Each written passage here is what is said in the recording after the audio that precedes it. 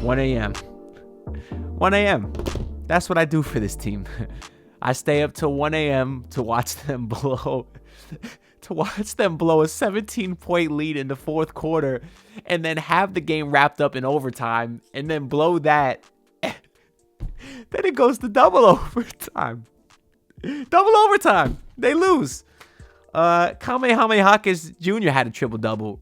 Don't care. Missed 2 free throws that could have won the game. Only needed to hit one of them in the first overtime. Couldn't do that. Can't get a rebound. I don't know what Spoelstra is like seeing out there, but like the Heat can't get a rebound. And they got a 7-footer on the bench that could maybe help with that. But no, let's not play him, Spoelstra. Like we didn't all see Sabonis getting an offensive rebound to basically put a dagger in the Heat. Like we didn't all see that. Let me ask you a question real quick, Spo. How much money are you getting paid to coach again? Because last time I checked, I don't get paid anything, actually. I don't get any paychecks from the Heat. And I could have told you that was exactly how that game was going to end.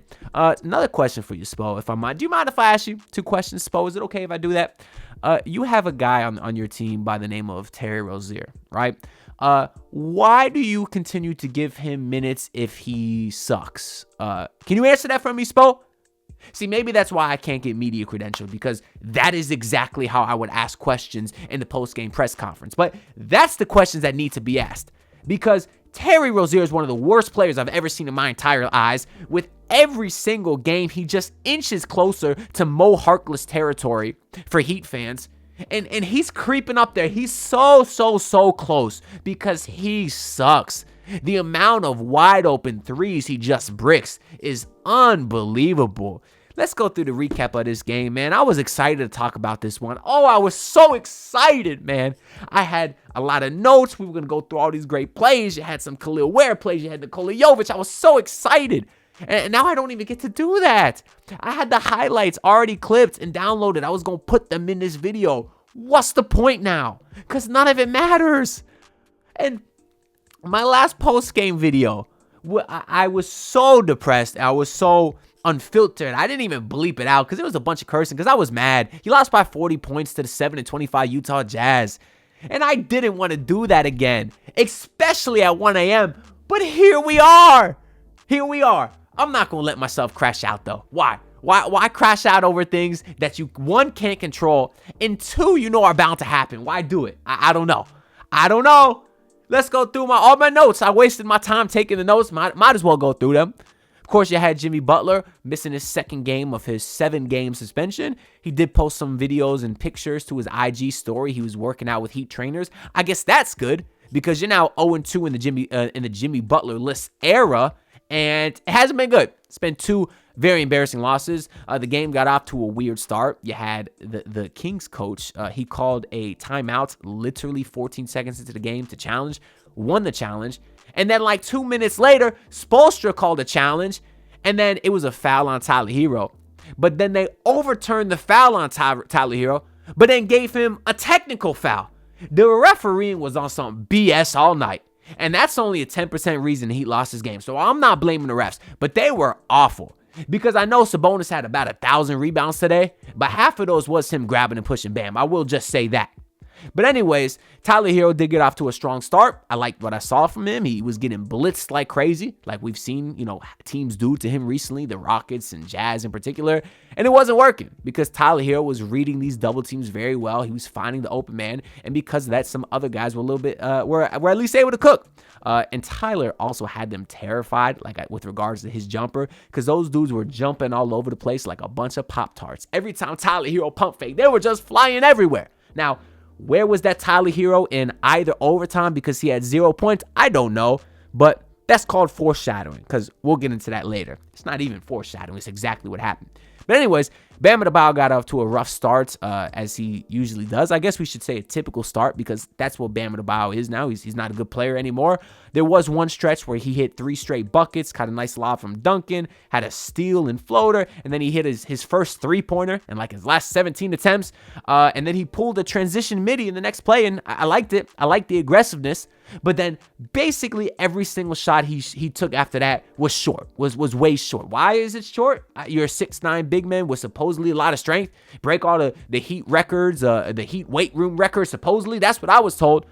But yet you can barely get the ball to hit the rim, and then you getting out-muscled by Sabonis. So if Bam Adebayo is breaking the weight room records from Miami, what is Sabonis? Does Sabonis lift twice as much as Bam? Because he was ragdolling Bam today. But anyways, the bad in the first half, though, is the Heat had 7 turnovers. Of course, Malik Monk, random scrub Heat killer Hall of Famer, had 15. He was cooking. But the Heat were only down 3 at the half.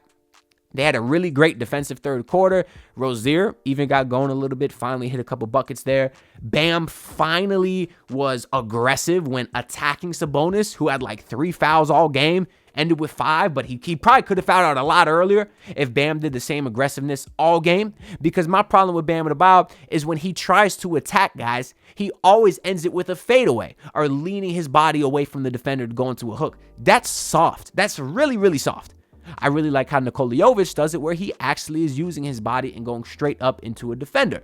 And it's weird to think about because with Jovic, you think of more of a finesse outside player, but he's been using his body really well. And I do like that from Nikola Jovic. He's been aggressive on his drives and post touches. I wish Bam would do that. Because seriously, watch Bam Adebayo next time he's trying to attack. He fades away every time he gets the contact, and that's just frankly soft, right? But Tyler Hero had a good third quarter also. He was very crafty finishing at the rim. His finishing this year at the basket has been awesome. I really have been making that a point of emphasis all season, and that was helping turn the Heat's defense into offense because obviously their fast breaks kind of suck. But when it was a one-man show with Tyler Hero, it actually wasn't too bad. You also got a nasty Khalil Ware lob from Duncan Robinson. You love to see that. And then Haywood Highsmith actually had a buzzer beater to end the third quarter. That put the Heat up 10 going into the fourth. And then you start the fourth quarter, things are looking great. Nikola Jovic back-to-back buckets. One of them was a steal and slam. The Heat started the fourth quarter up 7 for 7. Khalil Ware made some really nice defensive plays. He was kind of getting bodied by Sabonis all night, but that's going to happen. Obviously, he's a rookie. He still needs to put on some weight. For Bam, there's no excuse for that, but Ware still did make some nice plays, and Jaquez really started cooking at this point, got a bunch of baskets at the rim. The Heat got up as much as 17, and then that's when my boy texted me. He's saying, yo, the Heat looking good, and I told him, he's one of my, sports betting buddies. We like to send the parlays back and forth. I told him to smash the Kings money line. He said, why? I said, because I know the Miami Heat. He's not a Heat fan. But I told him, I said, smash the Kings money line. They were like a plus 525. He didn't do it. I did, though. I threw a little bit on it. But I also took the Heat money line earlier in the game. So they canceled each other out. But anyways, I knew they were going to come back. And sure enough, Sacramento went on an 11-0 run. And he texted me. He's like, damn, you were right. I said, I know.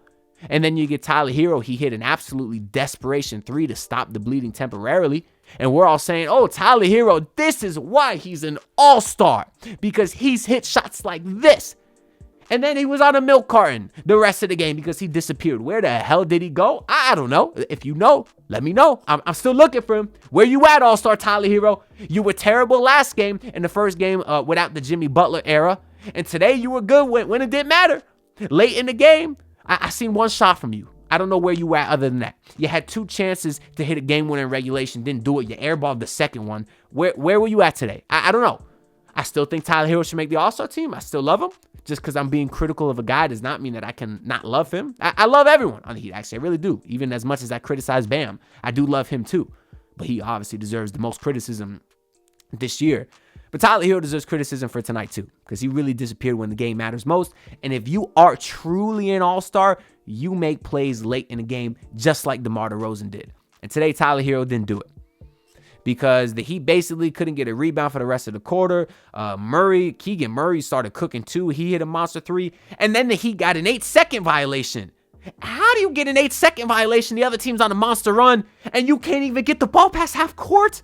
And that was on Tyler Hero. He's sitting there walking up the court. Jaquez did sort of crowd him, and Jaime's defender kind of made it difficult for Tyler. But Tyler just really had no clock awareness. He could have gotten that ball over, but he didn't. An 8-second violation. When do you ever see those? Almost never. So that was one more possession that the Heat wasted there. And then basically Tyler and DeMar, they exchanged misses for game winners. It would go to OT. Actually, the Heat got off to a good start to the first overtime. Terry Rozier hit a 3 somehow. Haywood Highsmith got fouled, right? Could have put the Heat up 4, or he put the Heat up 4 with the first free throw. Could have put us up 5. Airballed a free throw. But then Malik Monk airballed on the other end. So I'm saying, okay, no harm, no foul. He'd actually going to come away with an overtime win. But then a couple of plays later, Sabonis hits a 3. You know why? Because he's an all-star. So he makes plays for his team. Where Bam Adebayo just gets out-rebounded by Sabonis. That's kind of how it works if y'all didn't see the game. But then anyways, Terry Rozier misses a wide-open 3. Gets the rebound. Misses a wide-the-hell-open layup. Gets the rebound again. And then this time gets fouled. He does make both free throws, so shout out to him for that. And then the Kings will go ahead and go for the win. And then Haywood Highsmith blocks Malik Monk for the win. And I'm saying, damn, let's go. That's what I'm talking about, Haywood Highsmith. It's a big play. But then the Heat get the ball with a chance to win. And Jaquez gets fouled because Jaime gets the rebound on the Haywood Highsmith block of Monk. Jaime gets fouled, right? So Heat up 1. Jaime has a chance to hit both free throws, make it a 3-point game. Worst that happens, double overtime. Jaime bricks both free throws on a night that he's playing incredible. So then Kings come down the court. Keon Ellis pump fakes Bam out of his shoes because Bam, for some reason, thinks he needs to run wildly to contest the Keon Ellis shot. I don't know why. So he has a chance to hit both free throws to win the game. But Keon Ellis splits free throws. And he's an 87% free throw shooter. So the Heat do catch a break. The game would go into double overtime. The Heat had like 0.9 seconds left to get a shot off. Couldn't happen. Bam couldn't hold on to the ball.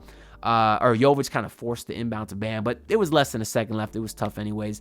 But then in double OT, terrible basketball. I mean, DeMar DeRozan was playing like an all-star, and on the other end, you had Terry Rozier bricking wide-ass open threes. And then the Heat actually got an offensive rebound back at the Terry Rozier. Again, missed a wide-ass open 3. He did not understand it now. Safe to say. And that was basically a game. I mean, DeMar hit a monster 3. Haywood Highsmith actually matched it to keep it a sort of a 2-point game. But the Heat really couldn't score. Bam had a couple tough ones roll in and out, I will admit. But yeah, that was your game. So here we go. Heat waste my time. 3-game losing streak. 0-2 in the Jimmy Butler suspension now. And it's 1 a.m. and I'm pissed off. Let's go through the box score real quick. Highsmith, 14 points. Pretty good today.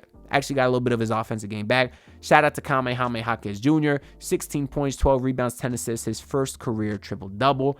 Don't care. Like I said earlier, make your free throws.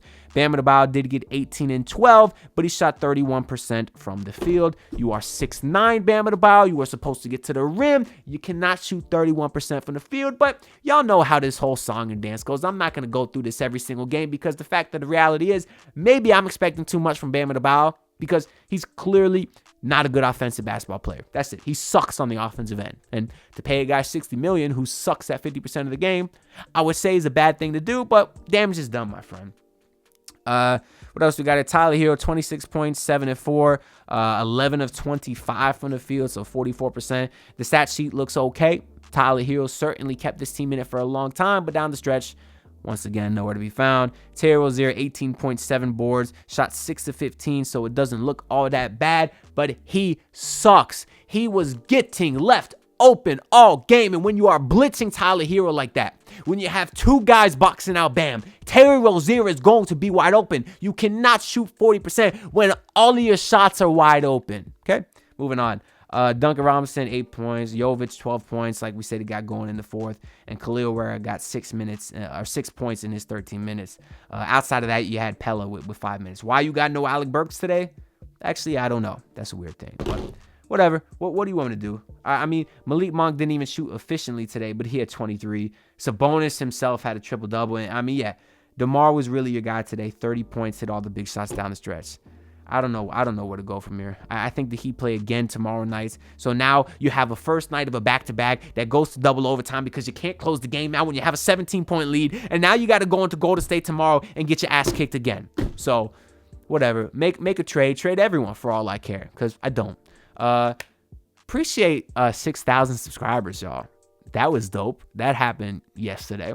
I wish I could have had a more upbeat video to celebrate that, but we'll find time to do that. Regardless, though, I cannot let it go by without thanking y'all for all the support. 6K subs is super awesome. Truly, my dream is to do YouTube full time one day. So genuinely, the support that we have here is so cool to me. It's the most cool thing. So I love the community we're building here. Like, I greatly appreciate the support. If you want to help me grow the channel, make sure to subscribe. You know, we're on the ground to 7K, I guess, now. So also comment, let me know your thoughts on the game. We'll have plenty of days to talk about this, or not. He play tomorrow. So I guess I'll see y'all then. But peace out, everyone. Look, pull up in your city, tryna get that dead face. Do it on my own, I don't need no dead weight. Had to kill him off, yeah, I need a head space. You know this homegrown bitch don't offend me.